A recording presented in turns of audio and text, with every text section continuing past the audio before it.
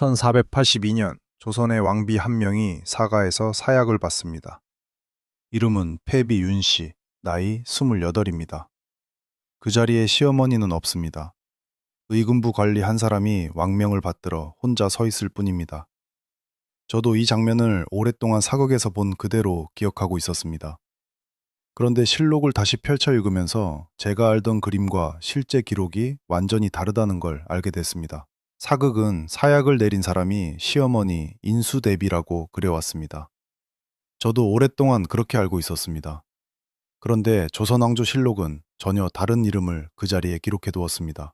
그리고 22년 뒤 윤씨의 7살 아들이 29살 왕이 되어 239명을 죽입니다.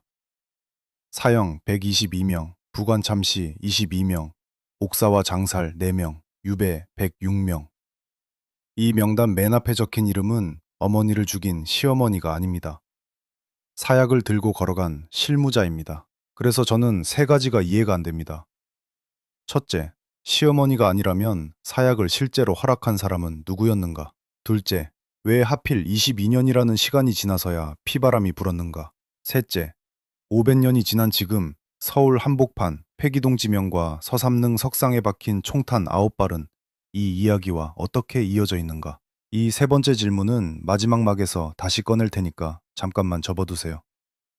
오늘 이야기는 사약 한 잔이 끌어당긴 219개의 죽음, 패비 윤씨입니다. 이야기의 시작은 1455년 여름입니다. 본관 하만 윤씨, 아버지는 윤기견입니다. 저는 이 아버지의 부재가 윤씨의 진짜 약점이었다고 봅니다. 그런데 아버지는 윤씨가 왕실에 들어가기 전에 이미 세상을 떠나 있습니다. 외할아버지 신평은 신숙주의 숙부, 그러니까 신숙주가 윤씨의 외당숙입니다. 하지만 마지막 방패였던 신숙주조차 1475년 먼저 세상을 떠납니다. 제가 이 시점을 다시 들여다본 이유는 여기서부터 모든 것이 시작되기 때문입니다. 1473년 3월 19살 윤씨는 종이품 수기로 간택되어 입궁합니다. 같은 해 6월 윤호의 딸도 같은 수기로 입궁합니다. 훗날의 정현왕후입니다. 친정 뒷배 없는 신입사원 곁에 든든한 집안 배경의 동기가 나란히 입사한 셈입니다. 저는 이 조합이 뒤에 일어날 모든 일의 밑그림이었다고 봅니다. 1474년 첫 왕비 공해왕후 한씨가 19살에 자녀 없이 세상을 떠납니다. 한명회의 딸입니다. 저도 처음엔 이 한 줄을 가볍게 지나쳤습니다. 그런데 한명회라는 이름이 이후 전개 곳곳에 다시 얽힙니다. 2년 뒤 1476년 7월 성종은 임신 중인 숙의 윤씨를 왕비로 책봉합니다. 22입니다. 그해 11월 7일 원자 융을 낳습니다. 뒷날의 연산군 단종 이후 오랜만에 태어난 적장자 원자입니다. 제가 이 출생 기록을 읽으며 느낀 건 왕실의 기대무게였습니다. 그런데 궁궐 안에는 이미 4명의 후궁이 왕 곁에 자리 잡고 있습니다. 제가 보기에 이 숫자가 이후 비극의 무대 배경 전부였습니다. 1477년 3월 20일 중궁 윤씨의 처소에서 비상가루 주머니와 엽승책이 발견됩니다. 비상은 독약, 엽승책은 사람을 저주해 해치는 방술서입니다. 실록은 윤씨가 후궁 엄수기와 정수경을 무고하려 벌인 자작극으로 판단합니다. 저는 실록의 이 판단이 성종의 정치적 시선과 분리되어 있지 않다고 봅니다. 나인 3월은 교수형을 당하고 친정어머니 신씨는 자귀를 박탈당합니다. 저는 이 두 사람의 처분 차이가 조선의 신분 구조를 그대로 보여준다고 느꼈습니다. 야사에는 윤씨가 성종의 얼굴을 손톱으로 핥히었다는 이야기가 전해집니다. 실록에는 그 손톱 자국 기록이 없습니다. 저는 이 간격이 우리 기억을 500년 동안 만들어온 장치라고 봅니다. 1479년 6월 2일 25세 윤씨는 폐위됩니다. 폐위 교서는 위로는 종묘를 이어받들고 아래로는 국가의 모범이 될 수가 없다고 적습니다. 저는 이 문장이 실은 성종 자신에 대한 변명으로 읽힙니다. 삼정승과 육조 판서, 종친까지 원자의 어머니를 이유로 반대합니다. 제가 이 반대 목록을 보고 가장 놀란 점은 반대자의 규모가 아니라 무시된 규모였습니다. 사극에서는 인수대비가 주도한 것처럼 그리지만 실록은 성종 본인이 북송인종의 폐후고사를 인용하며 가장 앞장섰다고 기록합니다. 저는 이 대목이 이상했습니다. 며느리 사사의 공적 책임이 시어머니가 아니라 남편 본인에게 있었다는 뜻이기 때문입니다. 친정에 내쳐진 간금은 3년간 이어집니다. 1482년 8월 16일 좌승지 이세좌가 사약을 받들고 사가로 갑니다. 원자는 7살, 이듬해 세자 책봉이 예정된 시점입니다. 저는 이 타이밍이 결코 우연이 아니라고 봅니다. 야사에는 윤 씨가 피를 토해 흰 적삼에 묻혔다고 전해집니다. 실록에는 이세자가 사약을 받들고 가서 자진하게 했다는 기록만 있습니다. 저는 이 부분에서 야사와 실록의 거리가 가장 멀어졌다고 느꼈습니다. 패비 윤 씨 이야기는 여기서 끝나는 것처럼 보입니다. 사약을 받은 여자는 죽었고 성종은 남은 신하들 앞에서 유언을 남깁니다. 그런데 그 유언이 22년 뒤 조선 역사상 가장 큰 피바람을 막지 못합니다.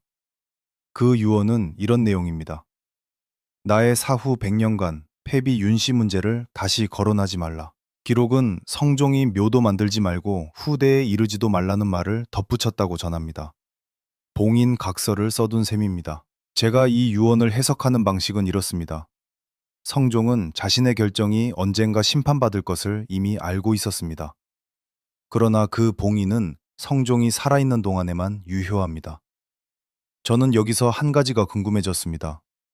성종은 자신이 쓴 봉인이 어린 아들이 자라는 동안 찢어지리라는 걸 정말 몰랐어야 할까? 사사 12년 뒤 1494년 성종은 38세에 사망합니다. 연산군은 19세에 왕위에 오릅니다. 즉위 이듬해 연산군은 아버지의 묘지문을 읽다가 한 구절에서 멈춥니다. 판봉 상시사 윤기견의 딸.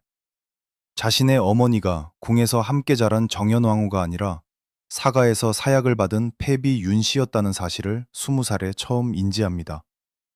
저는 이 장면을 상상하다 한참 동안 다음 문장을 쓰지 못했습니다. 1497년 회묘를 새로 조성하고 외할머니의 귀양을 풀어줍니다.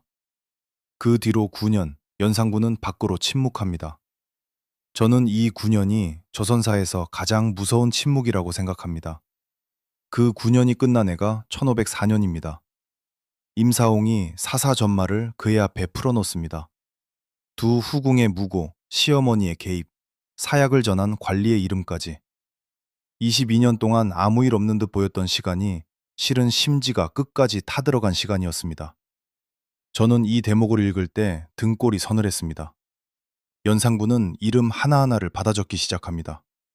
저는 이 한 줄에서 갑자사화의 시작 신호를 읽었습니다.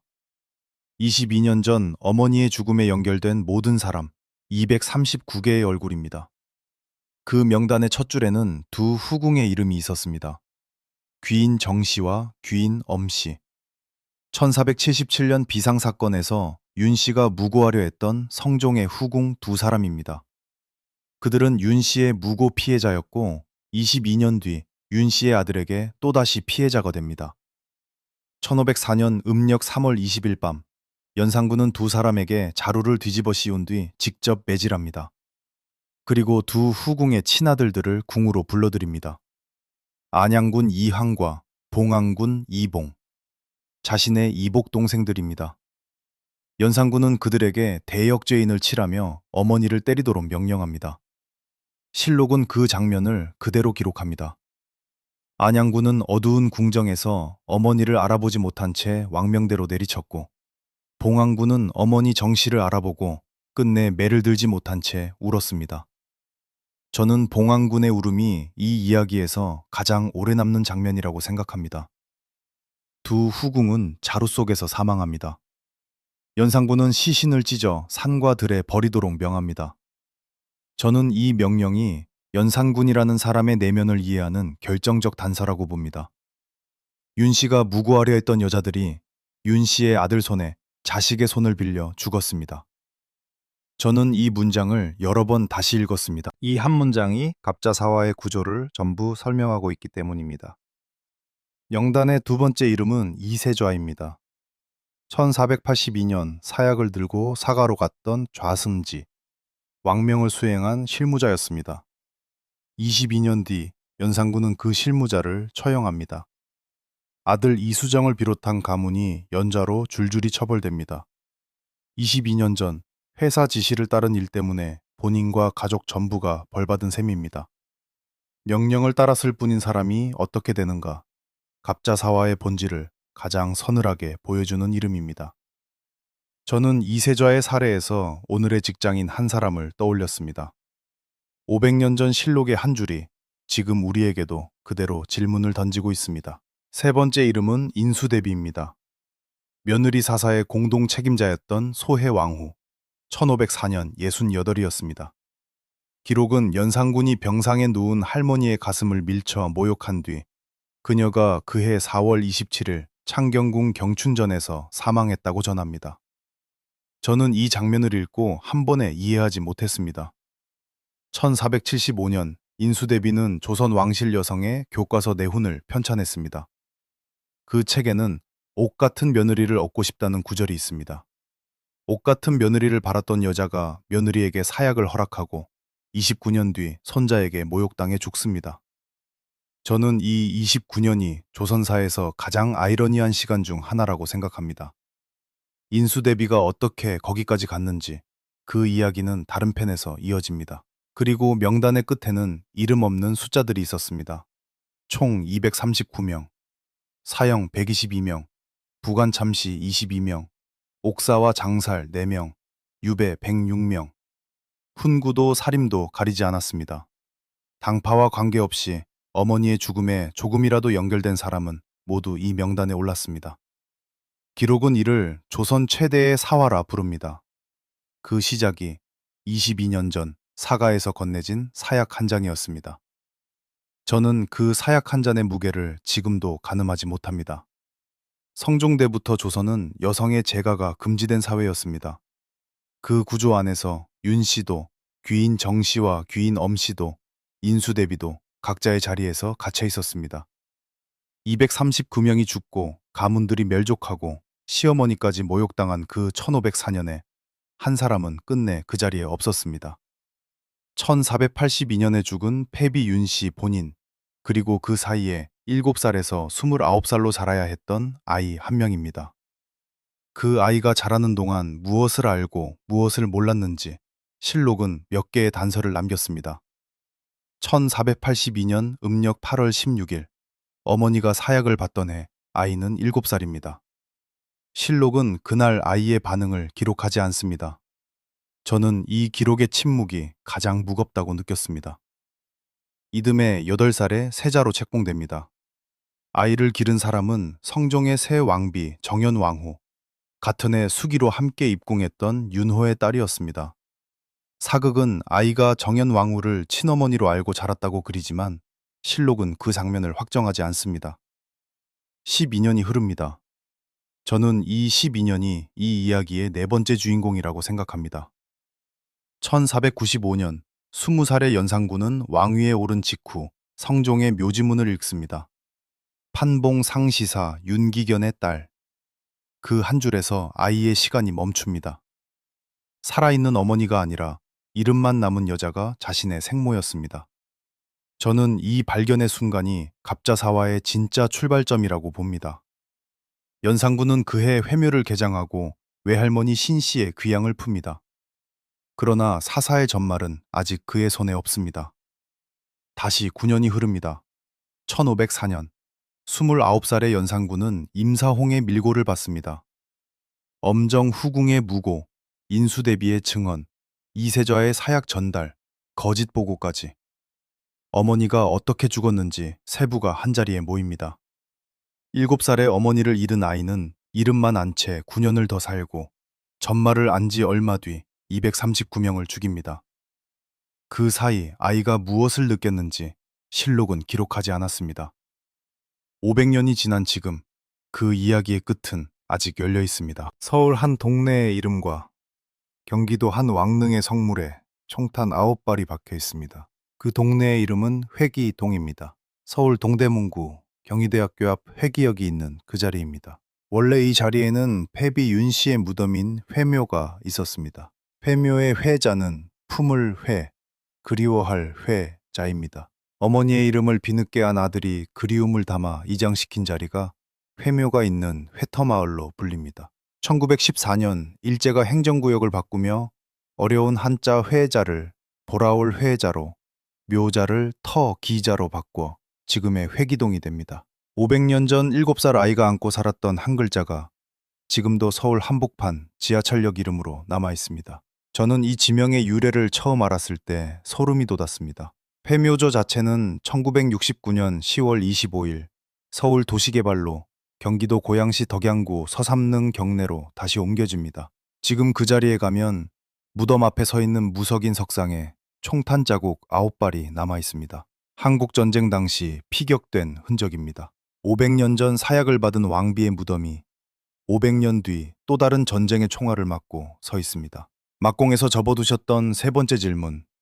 이 이야기가 500년을 건너 지금까지 이어진다는 말의 답이 여기입니다. 지하철 회기역 이름과 서삼릉 석상의 9발, 둘 다 1482년 사약 한 잔에서 출발한 흔적입니다. 한 명의 사약이 22년 뒤 239명의 죽음을 만들었습니다.